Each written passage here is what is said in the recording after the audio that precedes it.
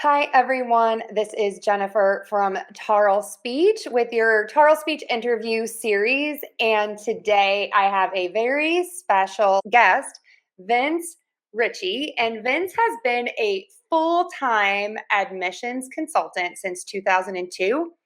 In 2007, he started his own business after deciding he wanted to work with only the best students aiming for the top schools. After serving on the board for 6 years, including 1 year as president, Vince serves on the governance committee of the Association of International Graduate Admission Consultants. He is also a college and graduate school counselor at the Shortlist.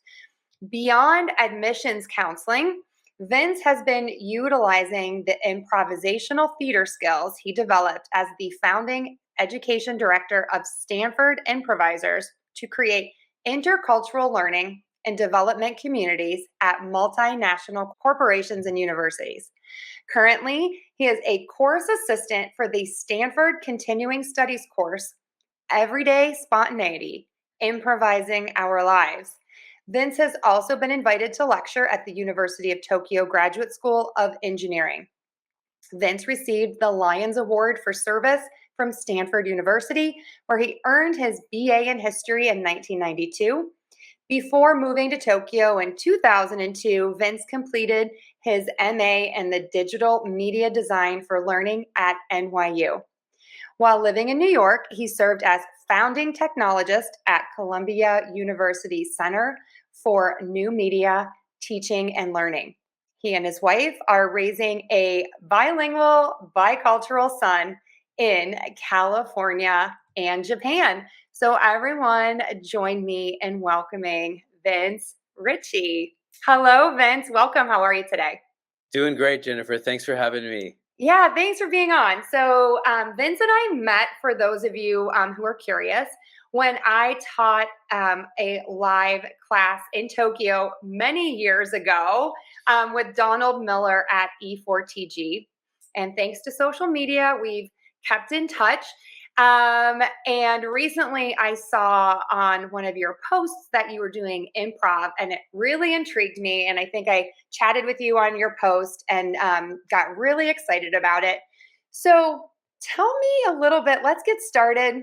Let's go back to the beginning. Tell me about you. Tell me about when you were a young Vince and your education. Thank you. So I would say music and theater really brought me out of my shell. I was pretty terrified all the time as a kid. I Hmm. studied hard and whatever, was good in school, wasn't that great at sports, some anxiety issues. Um, I had friends, but Hmm. music and theater really brought me out. I don't mean musical theater. I don't sing and dance that well. I mean, I Yeah. dance, but I wasn't like in um, Gilbert and Sullivan shows or something. I mean, like music, like playing guitar and bass, and Mhm. then theater. But then when I got to college, well, sorry, I'm going too fast. That's okay. Just as a kid, let's just say that I had some anxiety, um, Hmm. and then I'll tell you what happened afterwards. Yeah, actually, that's funny that you say that. I also had anxiety, and just funny side story. I didn't talk for like a year in school. I wouldn't talk to anyone at school. So tell me a little bit about that, and I will tell you as we go along how I got over it too. So how That's did you get amazing, right? Because how look at did you get over this? Yeah. I had a speech pathologist, so I had some pronunciation issues. Okay. I had a Maryland R, which I'm sure you know Okay. all about. Like I said, Uh-huh. I fair, like it's not fair. I used to say it a lot. Yeah. Um, I had lived on the East Coast, but yeah, I was born in Oakland, California. So I was like this little East Coast kid, even though I wasn't. Mhm. And then I stuttered. And I remember Mhm. going on stage in like Cub Scouts, and I had written a little script, and I was going to do a little monologue with a puppet, Mhm. and I just totally froze on the Mhm. stage, like a very typical moment of just stage fright and Mhm. stuff. So that's my little story. Yeah.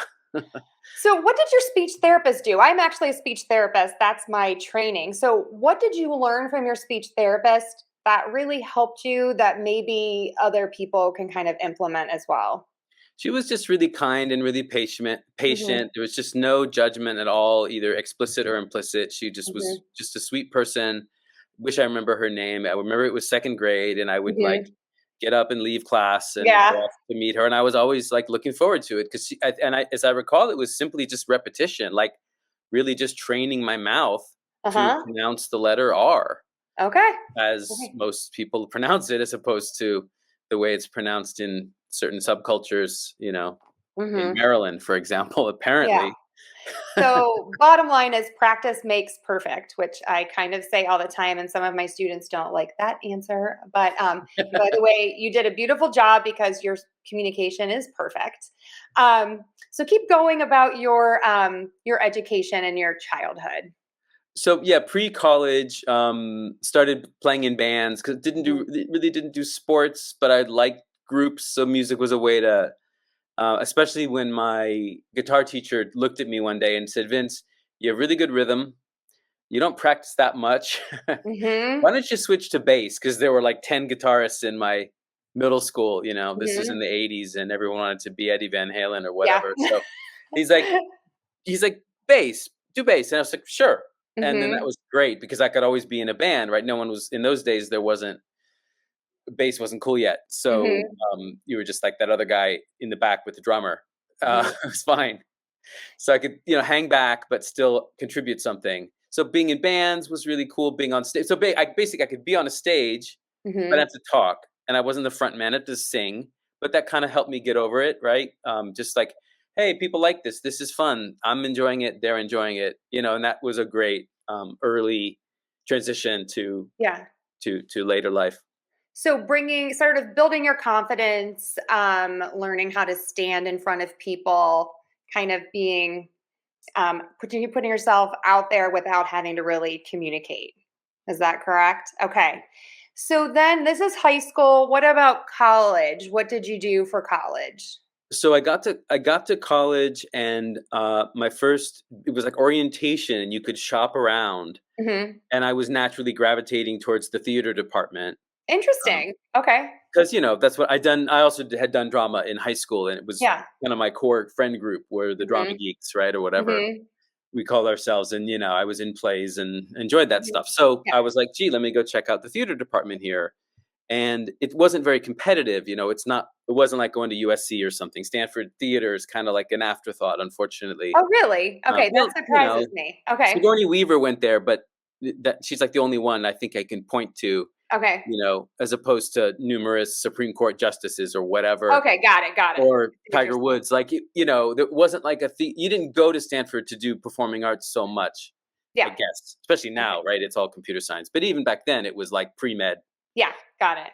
pretty much. So, yeah, so I just gravitated there. I figured I'd find friends and like-minded folks, and I did. And then I saw this professor, and she made a presentation about. She was just beginning to offer improv. She is or was the acting teacher. She taught almost all the acting courses, Mhm. and the most popular course in the drama department was her improv, 101, basically 103, I think it was called. And it was hard to get into, but I got Mhm. in. Good for you. Um, and Okay. then I was hooked because, I'm literally in her house at the moment as we make this video. She just changed my life. I mean, people say that it sounds cliche, but uh, because she herself is a bit introverted, and she herself overcame some stuff, and just I resonated with sort of everything she did and everything she said and everything. She spent tons of time in Japan. Mhm. Well, just the whole Asia thing and spirituality. She's a Buddhist, and really, sincere about a lot of things. And she's just a great listener. So I basically majored in her, as I say in one of my YouTube videos. I mean, I just followed her around. It was like I Okay, just you want to do. became like a groupie. I love that. So, I'm trying to piece this all together. So, I'm loving all of this. So, you have this like anxiousness when you're a kid. You do some theater, you gain some confidence, you get into Stanford, you're in theater, you take this improv class. So, did you go on to do improv right after college or did you do something else? I taught. I mean, we were chatting right earlier. I mean, improv for teachers. So I took all her acting courses. I did a Mhm. few plays, not a lot. I don't Mhm. like auditions because I don't like rejection. So I knew Okay. I was never going to make it as a stage actor, or I never even tried to do film.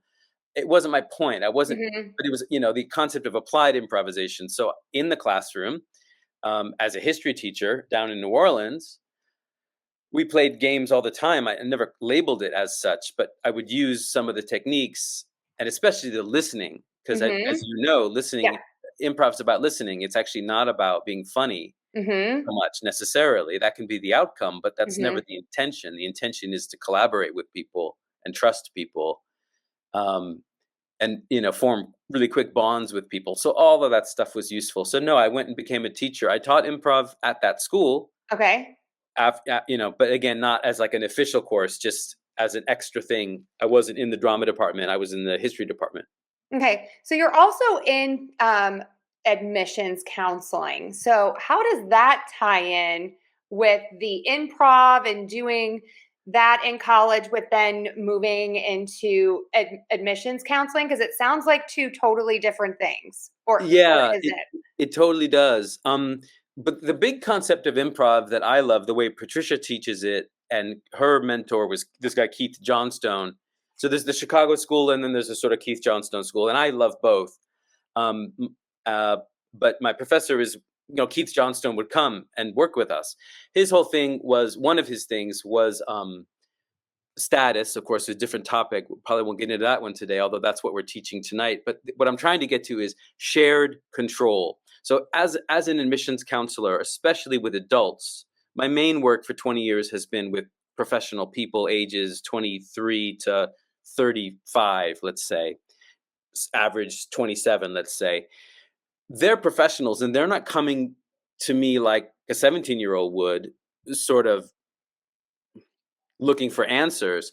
They're looking for advice, and I absolutely have to respect them. Especially you and I met in Japan. I started doing this work in Japan. Hmm. So the two key concepts for me with them was shared control, meaning that I would approach them as a partner, and my superpower is really listening. Um, Hmm. my wife sometimes says I don't listen well enough, and I get it, but Yeah. but I really try, Okay. especially if it's a professional situation. So I listen very, very deeply to what's being said and also body language, what's not being said and what's being held back. That's good. And so I don't know if this is answering your question, but to It me, they are is. related in a very specific kind of way. Uh, Okay, so can you talk a little bit about shared control? Because before this, Vince and I were chatting. I also did improv classes or took improv classes in Chicago, and it sounds like it's different. And I don't know what shared control means. So can you talk a little bit about that? Well, in the class that I'm teaching right now with Patricia, or she's teaching, and I'm her course assistant, she demonstrates it with a whiteboard. So she puts a whiteboard up in Zoom, and it's a whiteboard. So it's just says like, "Welcome to class. Please doodle." And Mm-hmm. people are like, "Ooh, cool. How do I? Ooh, whoa! Mm-hmm. I'll make a heart. Ooh, I'll draw a flower. I'll make a rainbow. I'll whatever, draw a river, a Hmm. cloud." And then the idea is that it's like everyone's contributing something, and there's no boss. um, and it's also like I tell my clients, when you get to MBA, for example, there isn't people have kind of status or expectation or an ego for sure, but you're in a study group with five people. If you go to Kellogg, right, everything's in a team, or London Business School. Right. Mm-hmm. There's no one in charge. The professor doesn't say, okay, so and so, you're leading this project. So Mm-hmm. it's shared control again, where it's like, we got to work this out. It's a very Uh, natural sort of team environment. But mm-hmm. but more specifically to improv, just when you're on a stage, if you and I are doing a scene, and I'm like leading the whole time, it gets really frustrating for you and also boring for the audience. It's much more interesting if we're each adding something to the scene and respecting each other's additions and trying to figure this out. Okay, give me a suggestion for a location and an object, and then Mm-hmm. that's shared control because the audience is giving us objects. Then you and I have to come up with a scene using, in a car, with a broomstick. So what are we doing? Why do we have a broomstick in the car? We got to work this out. We Right. find out that I'm a witch or whatever. Like Yeah. we're just working this out. Mm-hmm. So I'm assuming it's part of the Chicago school, but just maybe not with that name. The idea is Yeah. just collaborative creation. Okay, so I get that. So, in my opinion, my professional opinion, because I work with a lot of people who are not from the US, they're non native speakers, and there are cultural differences.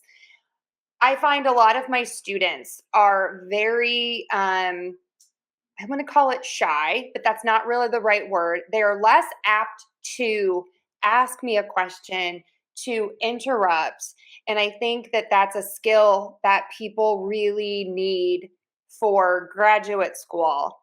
So, can you tell me how how do my students learn more? Number one is going to be a big question. How do they learn more about improv and maybe take a class in it?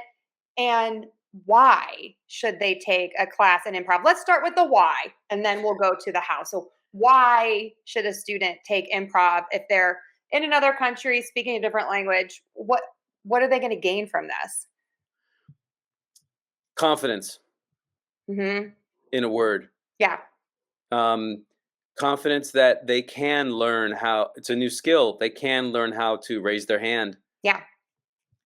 make a suggestion, make a contribution, answer a question, or not panic if they get cold called, which some Mhm. schools do. Yeah. Um, that's one. Mhm. Um, What about creativity? I'm thinking about creativity from a very business perspective because I think a lot of people hear creativity and they think about, oh, I'm going to write this novel or write this piece of fiction. And I think of creativity very differently in terms of like, I'm going to be able to think of a question or think of a topic to discuss or think of maybe some words that you need to practice. So, how do you how do you apply that creativity? And I think I'm putting words in your mouth because I so believe in improv too, and I think everyone should take a class in it. So, tell me a little bit more about that and how that kind of helps maybe someone getting into a university. yeah, so it's, I would say, we teach people in our classes to be normal. Don't Yeah. try to be clever. Just say the normal, obvious thing. Mhm. Lovely weather today, isn't it? Yeah, a little cloudy though. Yeah, Mhm. like just you don't have to, you shout out to the audience, "Hey, can I have a suggestion for a room?" You don't want someone to say like, you know, um, an ER room on Mars. Like the Yes. scene's already done, Right, right? exactly, exactly. You're Like, so right on that because that's how always like about just the sabotage. kitchen? Yeah. So keep it simple. Um, there's so much here. I'm trying. My head's spinning with things to say, and I'm trying to be focused. Um, I want to interview you for one sec because you were telling me before the call. You heard about an improv class in Chicago, and you were averse to doing it, and then you took it and you liked it. What did you love about it? I loved that it pushed me to be uncomfortable and to be confident in my own thoughts, and just to be comfortable in my skin. And I think getting back to what you said is it's not about the most clever answer. It's about that listening piece and being in the moment and being creative in that. Is that it's almost like this laser focus, as opposed to just trying to make it funny. And I find that the people who tried to make it funny were never funny. And the funny people, it was sort of always just it just kind of happened and it kind of flowed and it was from that sort of shared control as you called it, but ultimately you had to pay attention and you had to listen because if you got off for 1 second then you couldn't keep up with what everyone else had been doing. I think for me it was definitely that confidence and believing in myself and just not being afraid to speak up, which is one of my biggest issues is sort of not always wanting to be assertive. And you have to learn how to be kindly assertive, I will say. You don't have to like take control, but you do have to sort of insert yourself into things some of the time. So that's kind of what I got out of it. And it was scary. I will say, like, I'm not going to sugarcoat it. Improv was scary at first because you really are doing something that we don't typically do on a daily basis.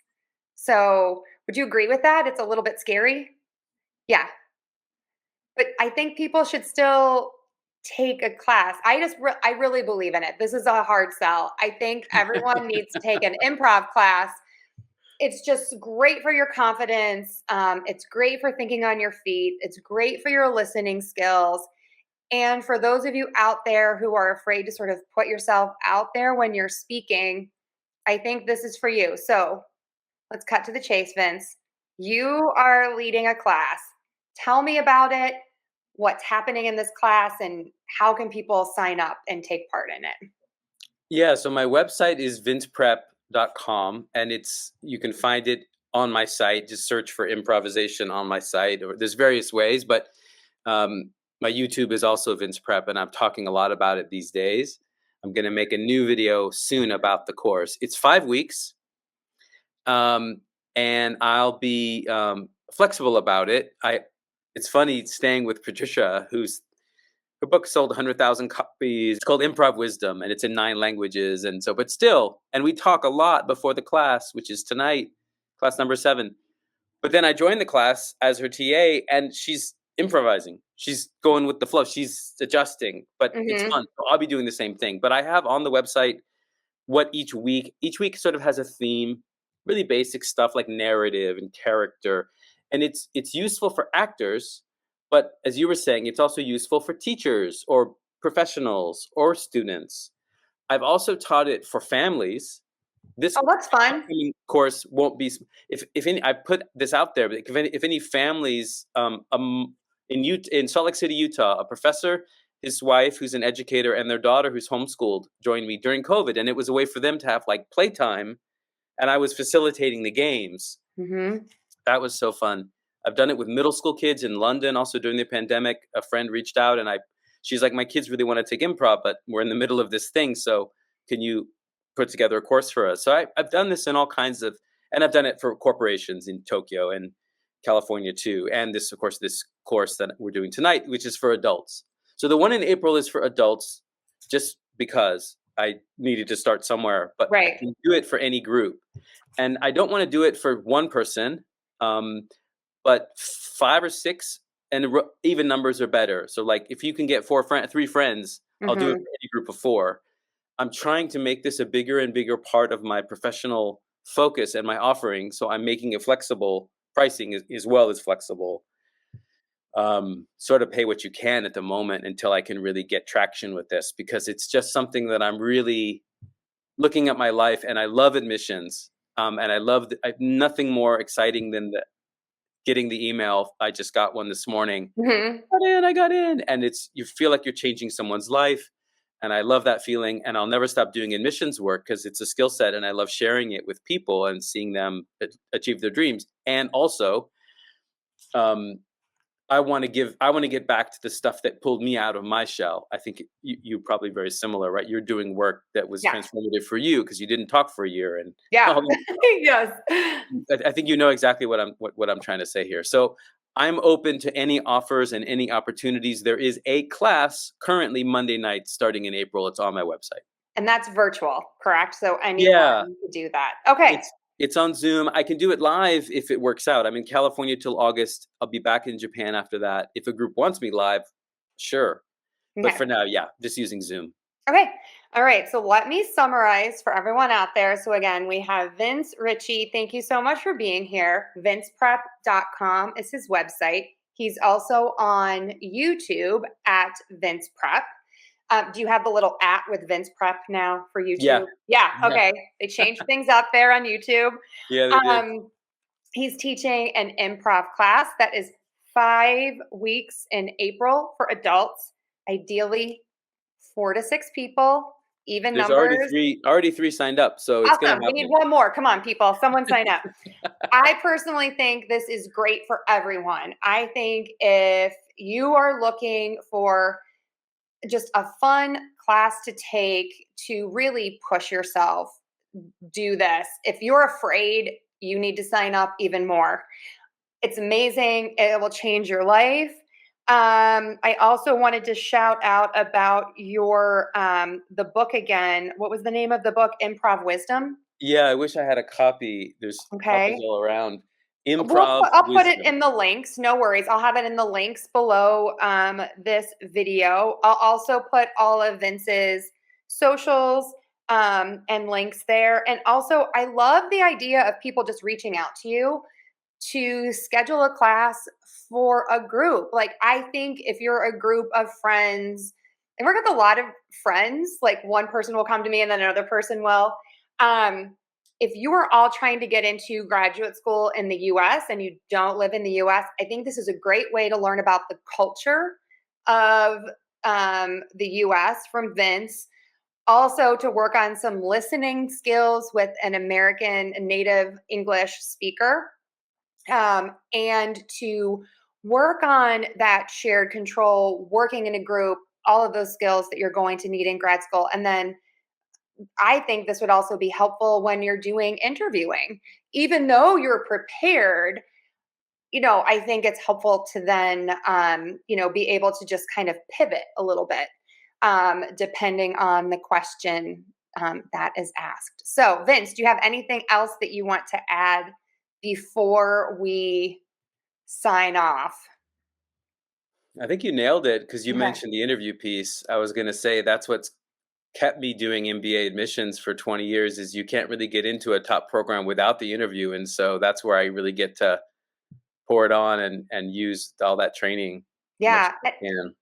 And I think this is also, if I can add something on top of that, now that you have these videos that you have to submit, that you get the question and then you have a video, I think this improvisation and feeling a little more comfortable is even more important. I work with some people who are amazing and they just don't come across well in that quick video response sometimes. And I think that this class that Vince is teaching in improv would really help you. So, Can I share one more quick anecdote? yeah, please. I worked with a student of mine yesterday who we were doing mock interviews for a school, and she was using Chat GPT, and I could totally tell Yeah. the answers were like so perfect, but also vapid, just empty, Mm-hmm. nothing there. Yep. But it was cool because she admitted it and we laughed, and then Mm-hmm. it was useful. And I actually encourage people to give that a first try and then sort of tear it all apart or find the one keyword in there. So I'm not worried about things like that. Actually, I think if you use it as a tool, I wonder how you feel about that. That's a whole different podcast topic. But it was the first time a client's actually admitted to me that they're using it, and then we could laugh about it, and I could encourage her to like. It wasn't like I scolded her. I was like, "Oh, that's so funny." Well, use it and then go beyond it, or use it and then build something that's more, personal from it. Again, that's a huge topic, but I do think that everything is a tool. And as long as you use it as a tool to help you come up with your thoughts, I think that it's fine. Sometimes I also find with my students who aren't native English speakers, it's that sort of, I know in my head what I want to say, here's what I want to say, but then kind of like getting it sort of formulated a little bit. So again, I think to pull out a nugget or help with organization, it's a tool. And I think that, if you use it as a tool, but even more, you need this improv class as a tool, right, Vince? So everyone, check out Vince's website, vinceprep.com, for more information on this improv class. And Vince, this has been a delight. I do just want to ask, because I'm trying to, end my podcast with the same question. What is one thing people can do that they can give a try today that people are going to notice a difference in their lives? Listen as deeply as you can. The greatest gift you can give someone, the greatest way to honor someone, whether it's your grandmother or your friend or your spouse or a stranger in the street or someone at the checkout counter who asks you a question. How's your day going? I mean, just give the gift of deep listening to someone and notice the results. Hmm. I love That's that. I love that. I'm a very emotional person and I love that one. So I love kindness. And I think that listening is ultimately just the biggest kindness that you can express to someone, is just taking that time for someone else. So Vince, thank you for taking the time with me. I really appreciate it. Good luck with your class. And with your back and forth from the US to Japan. All the best to you and your family, and I hope that we can touch base again soon. Hope so too. Thanks a lot for having Thanks, me. Vince. Take care. Bye-bye.